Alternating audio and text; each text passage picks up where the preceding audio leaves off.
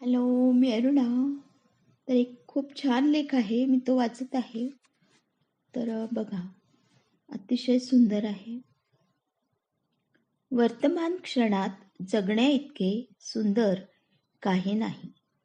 वर्तमान क्षणात जगण्याइतके सुंदर काही नाही. आयुष्य कधीही अचानकपणे बदलू शकते. असे काहीही होऊ शकते ज्याची आपण कधी कल्पनाही केलेली नसते.